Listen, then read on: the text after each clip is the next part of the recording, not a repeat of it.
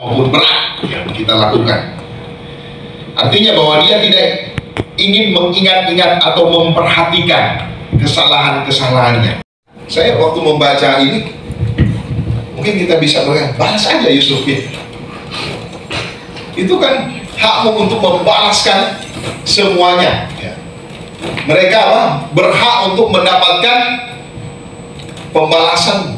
Tapi ternyata Yusuf tidak mau melakukan itu karena dia tidak mau berdosa di hadapan Tuhan. Dia berkata bahwa sebab aku inikah pengganti Allah. Dia tidak mau bertindak sebagai penguasa sekalipun dia diberi otoritas sebagai penguasa pada waktu itu. Mungkin kalau sahabat sekarang orang diberikan otoritas sebagai penguasa dan kemudian ada orang yang kemudian sudah menyakiti, mungkin dia akan membalas secara manusia ya. Mungkin itu dia akan lakukan.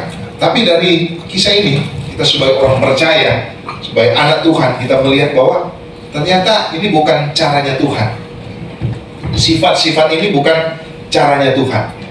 Sekalipun ini sangat bertolak belakang dengan hati nurani kita mungkin. Tetapi dari firman Tuhan ini, dari kebenaran firman Tuhan ini, kita belajar dan bisa memahami bahwa tidak bisa kita membalas atau mereka-rekakan yang jahat terhadap orang yang lain.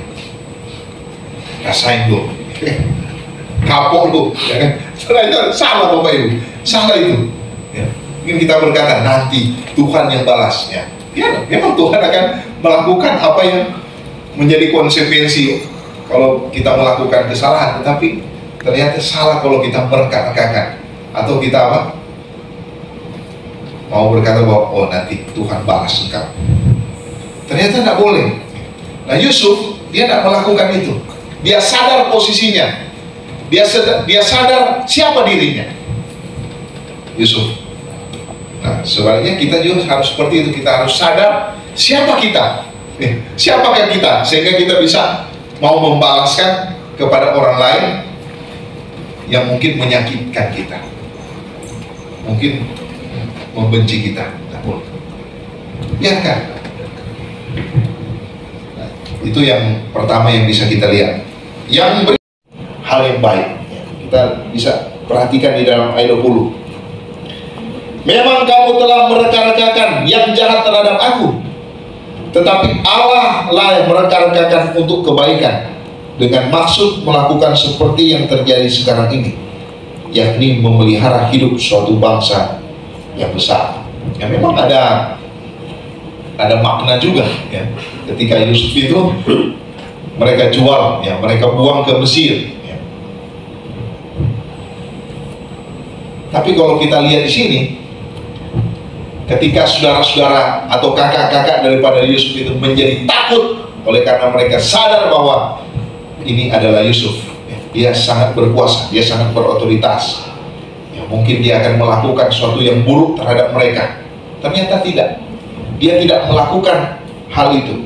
Justru dia berkata, memang kalian mereka-rekakan suatu hal yang jahat terhadap aku, tetapi Allah yang kemudian mereka-rekakan apa yang baik. Bukan hanya bagi dirinya, tetapi bagi suatu bangsa. Dia berkata, bagi suatu bangsa, bagi bangsa Israel, karena bangsa Israel pada waktu itu mengalami kelaparan. Jadi memang luar biasa. Memang Yusuf ini dia sudah mimpikan, dia sudah mimpikan dan kemudian dia sampaikan kepada ayahnya, kemudian juga dia ceritakan kepada kakak-kakaknya ini. Tapi karena kakak-kakaknya ini membenci dia, akhirnya mungkin proses itu yang kemudian Allah gunakan untuk kebaikan. Jadi kadang-kala proses itu, kadang-kala tidak salah juga ya. Proses itu kadang-kala tidak salah, sekalipun itu kadang-kala menyakitkan proses itu, betul lah. Tapi kadang-kala tidak salah juga ya. Karena melalui proses itu ada suatu hal yang baik yang kemudian kita bisa lihat di balik proses itu. Ternyata tidak salah juga. Sekalipun proses itu, kenapa harus terjadi proses itu? Mungkin dalam kehidupan kita, kenapa harus seperti itu prosesnya? Ya. Saya tidak mau prosesnya, nggak enak proses ini. Ya mungkin kita bisa berkata seperti itu. Tapi melalui proses itu ternyata ada suatu, di balik proses itu ada rangkakan untuk kebaikan kita.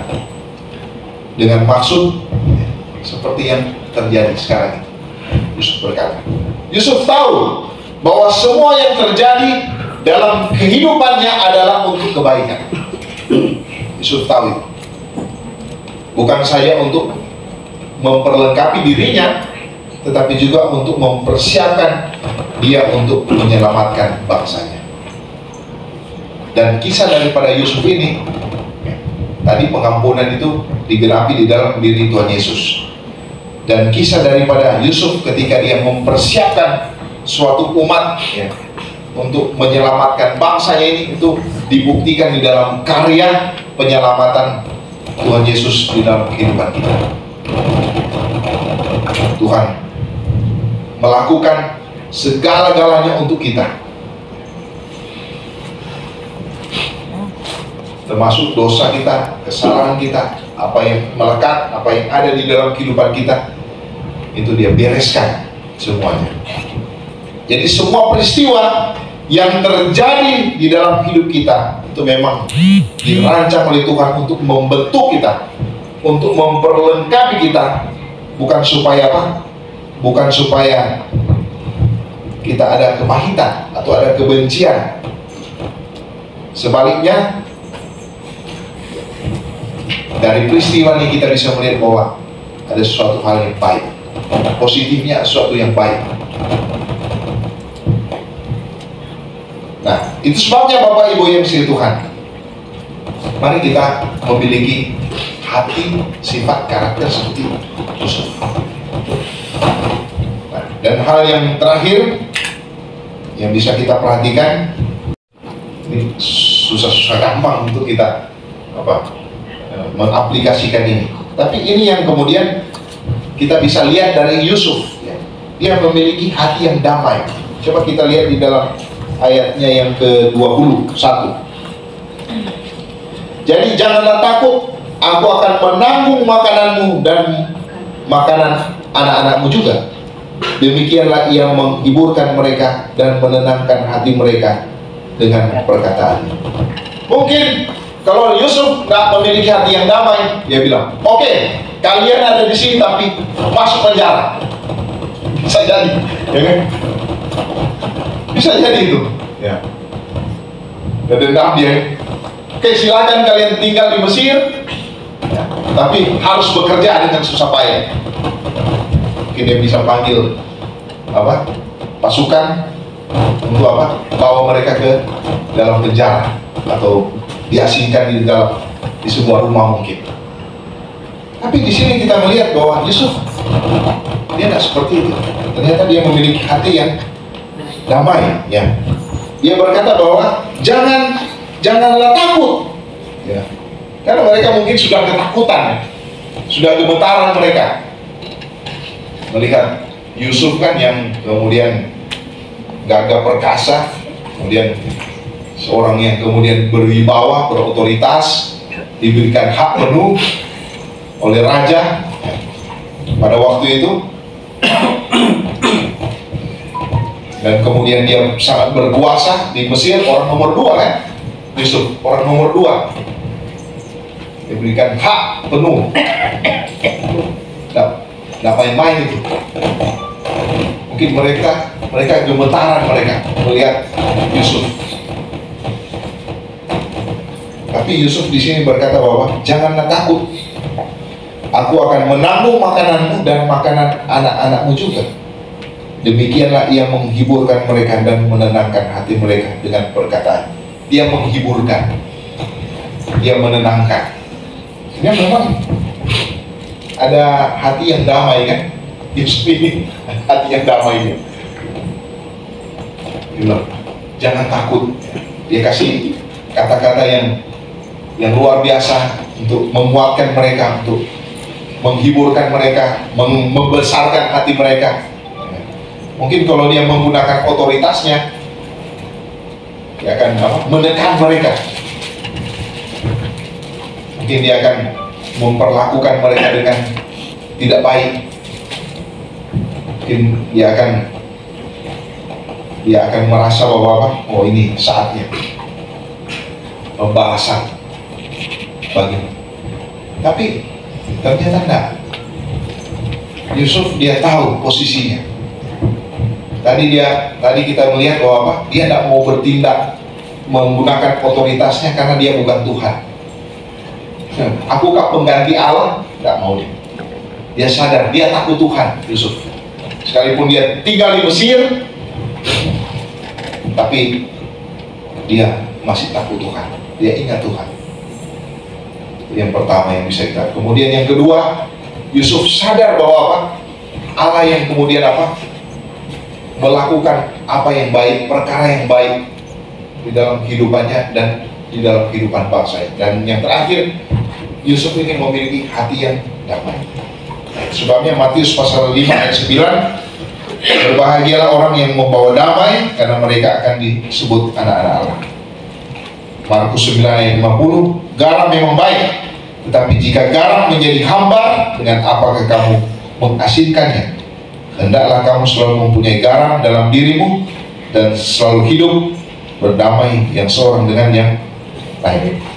Nah, dari sini Bapak Ibu kita melihat bahwa Yusuf dia tidak dendam, dia tidak benci. Nah, ini sangat sulit sekali kita mau aplikasikan di dalam kehidupan kita. Tetapi inilah yang kemudian mau menguatkan kita, mau menolong kita. Tak kala kita diperhadapkan dengan situasi, dengan orang lain, dengan siapa saja yang ada di sekitar kita, sifat-sifat atau karakter ini yang kemudian kita bisa berusaha untuk kita bisa pelajari di dalam kehidupan kita, supaya ini bisa mempengaruhi dan bisa mendominasi kehidupan kita. Apa tadi dikatakan di dalam Amsal tadi kebencian menimbulkan pertengkaran. Kalau kita akan terus benci, kita akan terus dendam, maka tidak akan tenang diri kita. Itu mengakibatkan banyak persoalan yang akan terjadi di dalam kehidupan kita. Itu tidak akan menyehatkan, tidak akan membawa dampak yang positif di dalam kehidupan kita. Tetapi dikatakan kasih menutupi segala pelanggaran. Kalau kasih ini yang mendominasi kehidupan kita, maka apapun yang ada di sekitar kita, apapun yang kita alami, mau orang mungkin membenci kita, mendendam kita, mau melakukan secara kasar dalam kehidupan kita atau apapun, kasih menutupi segala pelanggaran. Menutupi artinya kasih itu yang kemudian